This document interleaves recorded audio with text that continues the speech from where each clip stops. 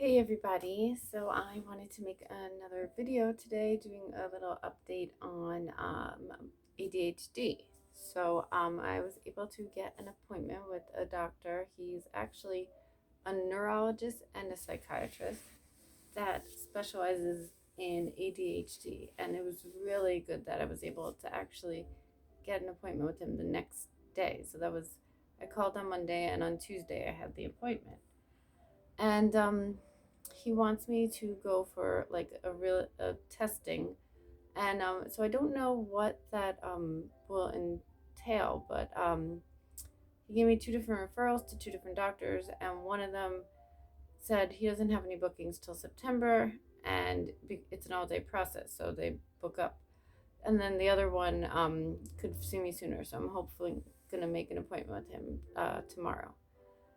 So I'm guessing it's going to be something along the lines of like observation, like they'd see how fidgety you are and everything. And when I was talking to the doctor, and he was asking me, well, how did you do in school and things like that? And do you find you can't sit still a lot? I said, yes, definitely. When I was waiting, it was like a long wait to be seen. It's a doctor's office. That happens. And I just could not stop moving my legs and everything. So I'm excited to get a proper diagnosis. I think having this diagnosis will help me because then I can get on medication maybe to help this. And um, so I've been doing some research about ADHD, and apparently, um, medication is effective for 8 out of 10 people who have ADHD, and for some of those people, it's very effective, really helps curb their symptoms. For other people, it's a little bit effective, and then for 2 out of 10 people, it doesn't work at all. So I'm hoping if I get this diagnosis, I can be in that 8 out of 10 people, and it will help me. I'm currently tapering off my antidepressant because I feel like I've really come a long way with my depression, and through lifestyle changes and natural herbal supplements that have been actually proven, like magnesium, omega 3s, they have actually been proven to help depression, PMDD, and everything. So I take a lot of supplements like that, and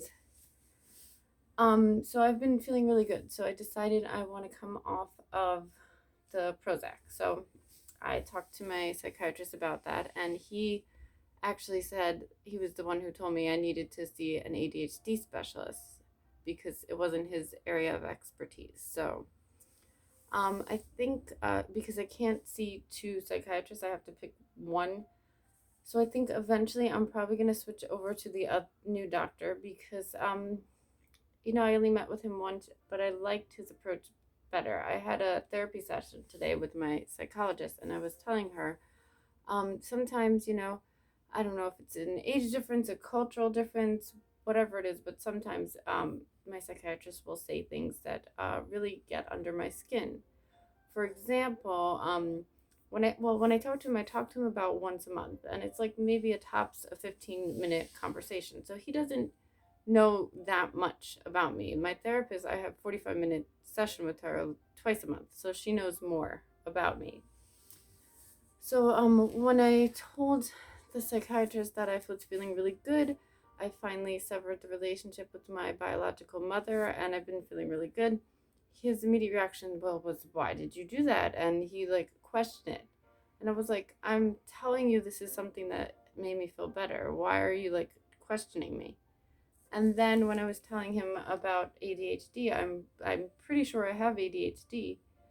Um, he was like, well, I mean, everybody really has a little bit of ADHD, but you would definitely need to get evaluated by a specialist. So that really, really got under my skin. So I do have to speak with him again because I am tapering off of my medication. I take it every other day now instead of every day.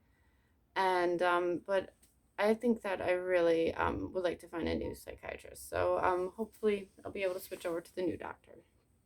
So The new doctor, one who is a psychiatrist and neurologist, recommended this book to me. It's backwards so you can't read it, The ADHD Workbook for Adults.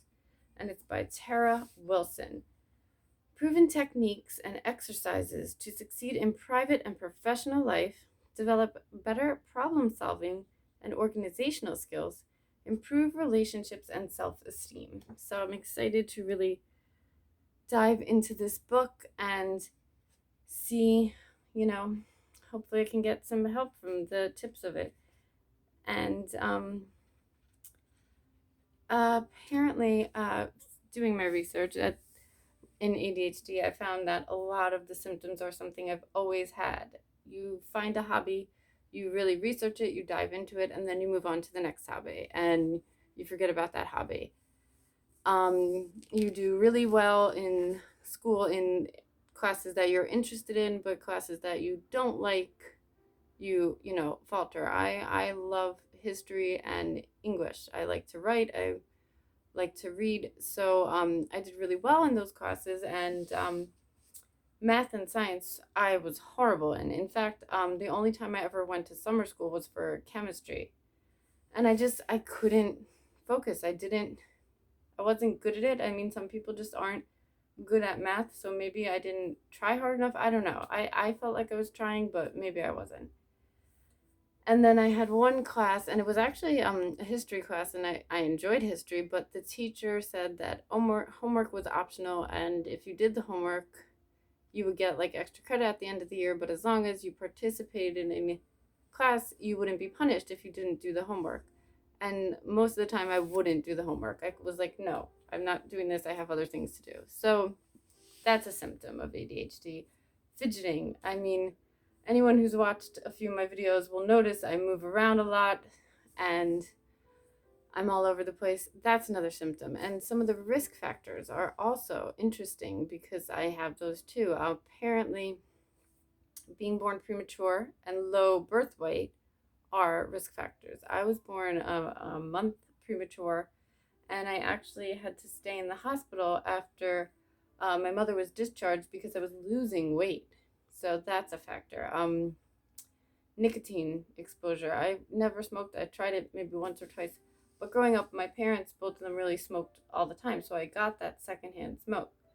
And I don't know for sure because obviously I was the baby. So I don't know if my mother smoked when she was pregnant with me. But I do remember she smoked with my brother. She was so addicted she couldn't stop. She tried to cut back, but she would still smoke when she was pregnant with him. So, nicotine, definitely, that's a risk factor. And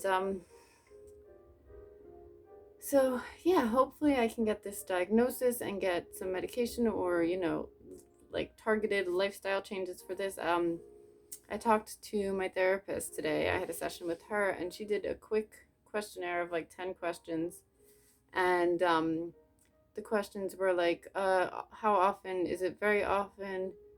Often, sometimes, and never. That was the answers. And one question was, how often do you procrastinate? Wait till the last minute for something is due. And I was notorious with schoolwork. I think I handed my senior project in like at the very last minute because I would wait till the last minute and start things. I would tell myself I work well under pressure. So based on the questionnaire she gave me, she was like, yeah, you definitely have ADHD. So now it's just a question of how severe and what can be done, like to manage it. So yeah, I'm willing to try different medication. I'm willing to try, targeted ADHD therapy because since I had this aha moment, it has definitely been hyper fixation on ADHD, learning everything about ADHD, talking about ADHD. Another thing that I saw that someone had said about their ADHD, it was they said people with ADHD often relate a story to themselves when they're being told a story. For example, if someone was telling me, oh, I hurt my foot really bad, I would say, well, oh, last year I hurt my foot, so I know. And it's because it's apparently the person with ADHD's way of relating and letting you know that they are listening to your story. So I'm not just a narcissistic jerk. Yay. So I just wanted to do an update about it, and hopefully I'll be able to get that official diagnosis soon, and then get treatment for it. Since talking to my therapist today, I feel better. I feel like her, and since I've had the doctor's appointment with the new psychiatrist, I feel heard, and I feel that I'm going to get the treatment I need for this. So, everybody out there, whatever you're feeling, if you have a physical or an emotional, mental thing that's bothering you, advocate for yourself. That's the best thing I can say. I specifically, unfortunately, a lot of time doctors don't listen to women, especially. So, women out there, advocate for yourself. Let the doctor know. If the doctor says, "Well, I don't think you have that," say, "I want this test. I want to know," because that's what you have to do. My sister Alyssa, she actually has celiacs, and she told the doctor her symptoms, and he said, well, and she likes her doctor, she's very comfortable with him, and he said, well, I don't think you have it, but I know that you must really have this fear of it, and it'll alleviate you to have the blood test, so I'll do a blood test. And it came back positive. So you know your body, you know how you're feeling. So if you're dealing with a doctor, a psychologist, or anything, advocate for yourself. Let them know what you need, because you know your body. So, okay, that's it. I'm at over 11 minutes already. I was trying to make this a short video, but what else is new with me? So, everyone out there, be kind to yourself and others. Obviously, be kind to others, but be kind to yourself, give yourself a break. I often get mad at myself because I don't finish a task. I start a task and then I move on to the next task. And now I know that there's a reason for this and I can work to correct it. So be kind to yourself and be kind to others. Bye, everybody.